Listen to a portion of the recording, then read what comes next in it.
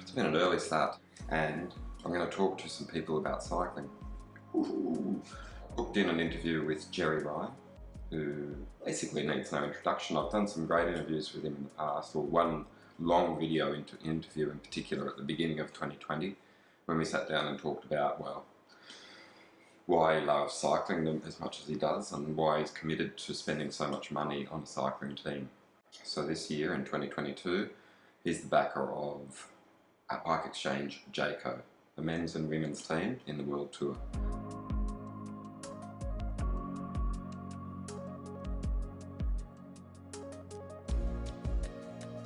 Here he is. We're good to go. Sorry about that. I'm up the bush, so up the farm. Okay, it's great to see you. How are you?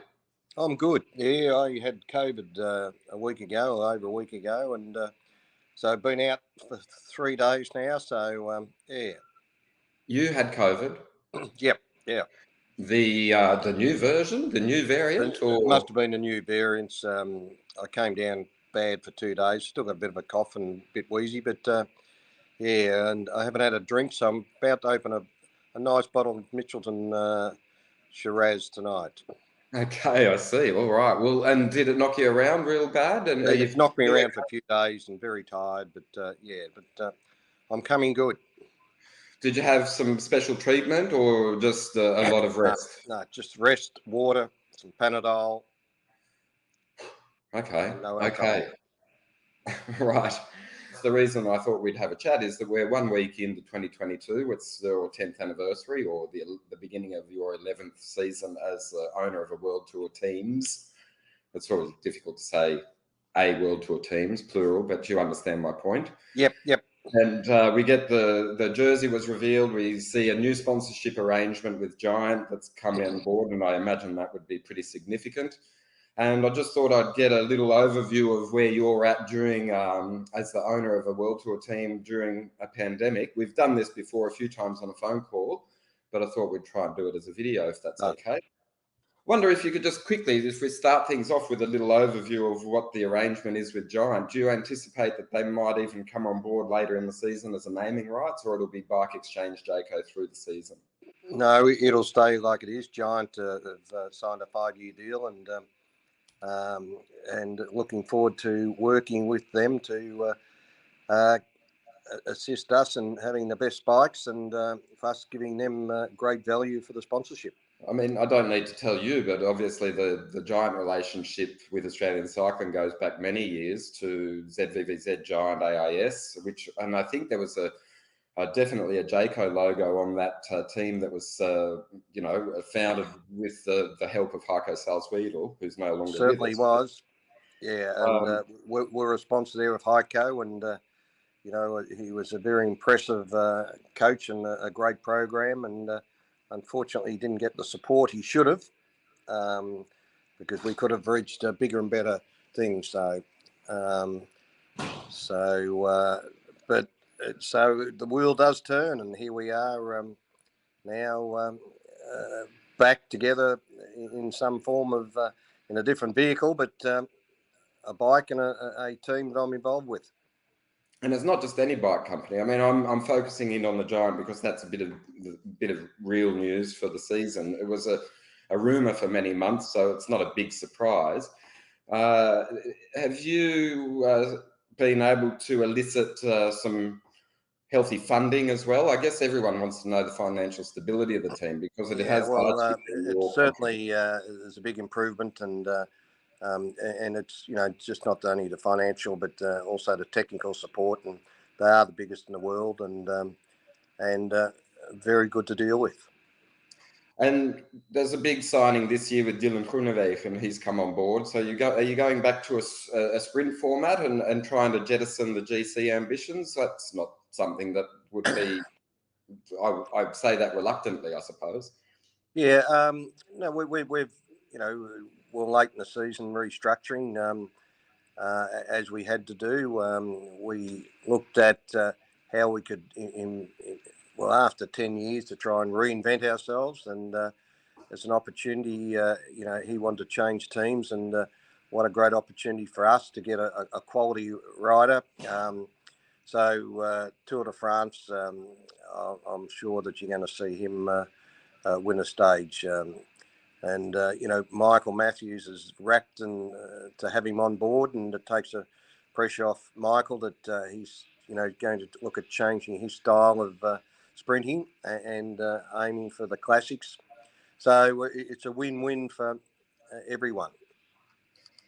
I think a lot of people probably assume that you own the team and therefore you just let everyone involved get on with running the show. But I think you've got a fairly strong personal hand, haven't you? You play quite a role in the Well, certainly a bit more these days, and I haven't been with the team for just nearly, it was September, or no, it was August 2019. So, it's been about 27 months, or 28. So, it's a little bit hard to do it on the phone or by Zoom. But certainly we've gone through and restructured, revisited where we want to be and what our goals are, and really what we need to do to get back on track and achieve the type of expectations that we put on ourselves to be a successful team. I imagine that, your distance from the team must impact your, I don't know if it necessarily impacts your enthusiasm, because you seem to love it no matter what, but a big part of your investment in the team would have been to showcase cycling to clients, to be able to, let's say, wine and dine and live a bit of the life. Has some of the gloss of your sponsorship faded a little bit because of the inability to do that? Well, am I still there? Absolutely. Are we going to see a bit? We're seeing a bigger budget, and we're going to see a better performing team. So it's been difficult, with COVID and what's happened. Here in Australia, in terms of the businesses that I'm involved with, and I'm in theatre. I'm involved in Moulin Rouge in America,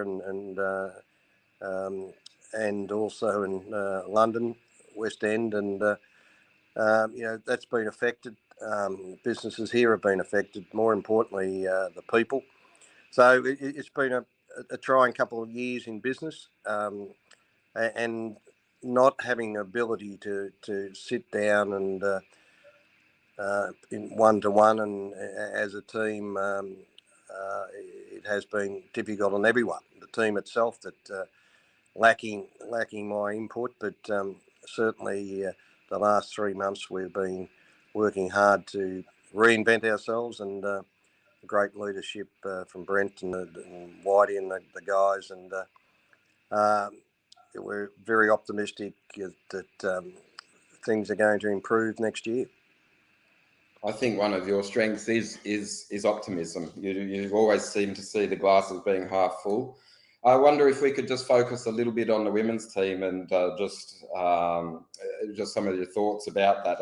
Last year was definitely different insofar that Annemiek moved on, and then went and got Olympic success. But you would have been proud of that medal, I'm sure. I know that you like to celebrate.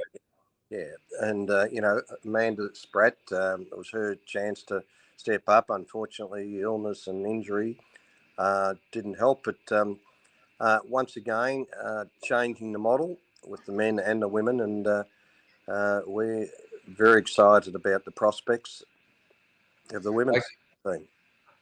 Okay.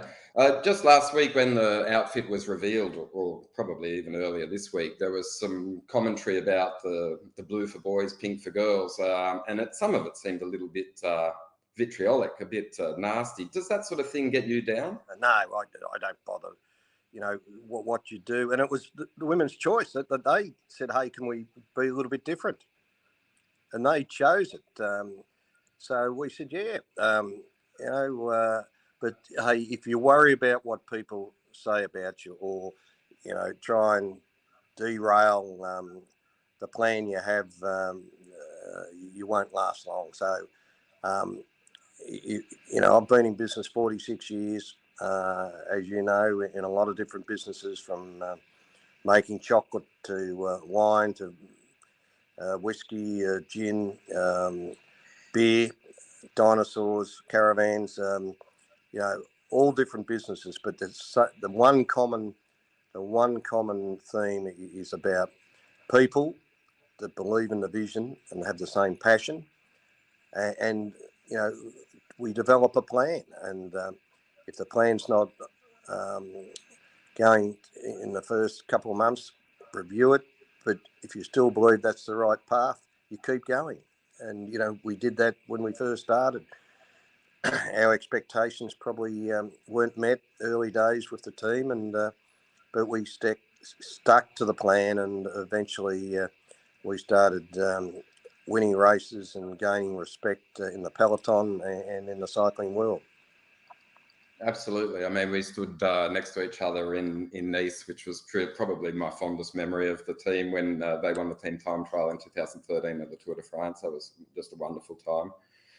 Still and is. From there, big things grew. So, still is my favourite memory, because every team member won a stage. So how better than to share it, not an individual wins, but the whole team, and it's a pretty special day in my sporting life. Exactly. Well, it's almost the 10th anniversary. I can't believe that's happened. I mean, it's a different world. Do you think pro cycling still can survive the pandemic? You're there for another season of it. This is the third pandemic year for you. You've had the COVID. You understand what the implications are. Has the UCI got the wherewithal to be able to withstand the pressures? Well, it's not just the UCI, it's the organisers, team organisers developing a bubble. Life is, sorry, there's some flies. Well, as I said, I'm up the bush. I'm not waving to the audience. I'm just trying to get rid of the flies that are trying to get onto my face. But cycling, the promoters, the organisers, UCI have done a wonderful job for the sport to continue racing. We're just going to live and adjust to the time. So cycling, if you look at the audience last year, out of every crisis comes opportunity, the audience for cycling has grown, and the interest, the next 12 months to 2 years is going to continue to grow. People now are hooked into watching racing on television and other forms of media, and it's like horse racing. It continued to grow. The amount of interest in horse racing now is 40% above what it was before COVID struck us. Okay, I think that's probably got a lot to do with gambling, and there's not a lot of gambling in cycling, but it's great just to hear your take on things. Does cycling it wasn't just about gambling. It's about being able to watch the sport that was happening, because at the time wasn't a lot. So you look at the numbers for cycling last year, and they're impressive. Yeah. We agreed to talk for 10 minutes. We've probably gone a little bit longer than that. So I don't want to take all of your day, and hopefully we'll just get to stay in touch throughout the season. And I hope that we both get to go back to bike racing again sometime soon. I might see you at the Nationals, all going well. I'll be at the Nationals, and then in Adelaide. And certainly, hopefully I can get to one of the classics, but I'll definitely be at the Giro and definitely at the Tour de France this year. Okay. So Copenhagen's on the cards, right? Yeah. And just to conclude, let's go with the Gerry Ryan tip for the Nationals for the road races, if you don't mind, on the Sunday. Could you cough up a nomination, please? No tips, but it'll be one of our riders. Okay. I know you're passionate about the green and gold jersey, so I hope you collect another one this year, or 2 or 3 or 4. And thanks for having a chat, and I'll be watching again, as you know, with interest. All the best, Rob. Thanks a lot, Gerry. Bye. Cheers, mate.